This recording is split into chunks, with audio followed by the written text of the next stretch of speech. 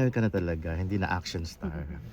Hindi ko alam mas singer, pero I enjoy Action star writing. singer yan. I enjoy writing music and, Yes. and making music, and I enjoy live performances with my band. Tsaka wala, enjoy lang na nakakabiyahe. Yes. Dami natin nakikilala na mga kababayan natin na hindi ko naman makikilala kung hindi dahil sa music. Concert again here in Manila. May Here mga plano ba ba? in Manila, hindi ko pa alam.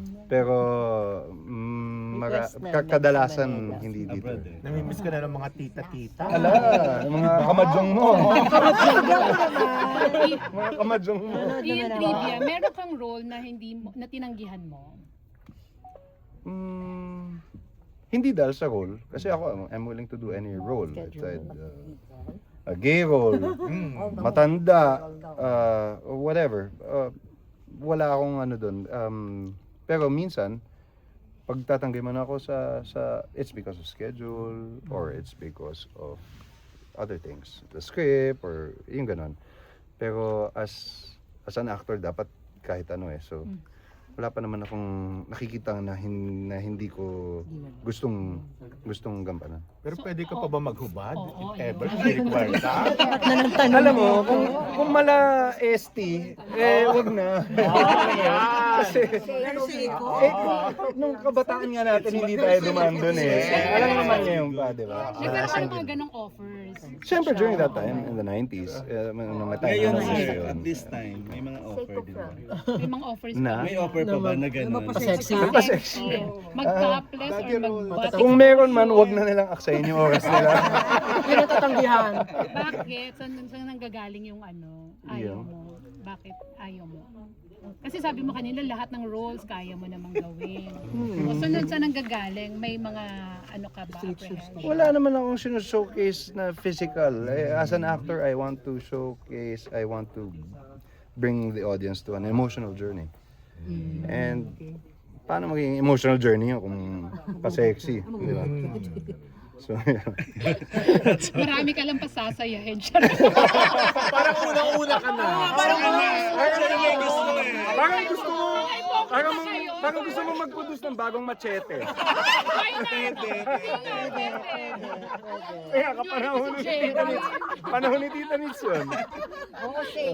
Describe ano, ayan, wala. Wala.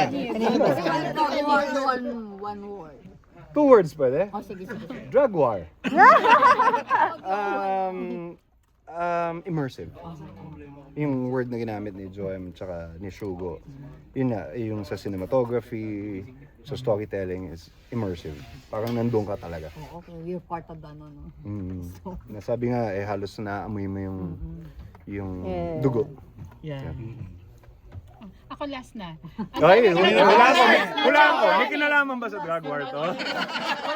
Hindi, last na sa dami ng mga nakasama mo ng leading ladies, sino pa, may dream ka pa?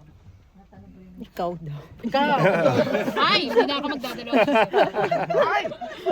Hindi, depende sa sa role eh. Depende sa role at sa director, depende sa script. Hindi siya... Alam mo yun, depende sa project. Yun, eh. May binabagayan eh. Kahit meron kang gusto kung hindi naman siya bagay dun sa and vice versa. So, Yung parang gusto mong ma-challenge na as an actor, parang gusto mong maka-eksena tong actress na. parang lagi naman challenging. Kahit nga yung eksena mag-isa ka lang, it's very challenging.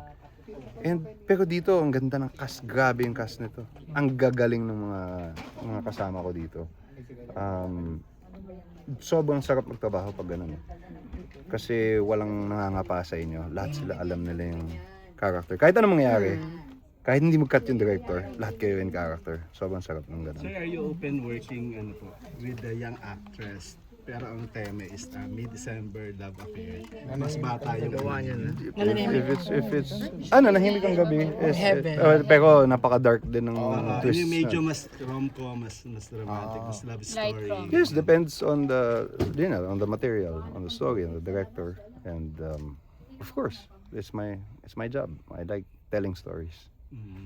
Sino yung nakikita niyong young actress that you want to work with? So, Hindi pa. Wala pa ako. Hindi ko naisip. Sinong suggestion mo? Sinong suggestion mo? pwedeng Catherine or pwedeng sila, di ba? Oo. bata pa. Nakatrabaho ko na yung mga yan. Sobrang sarap. Bel Mariano, mga ganun. Ayan, oo. Sobrang galing din nun.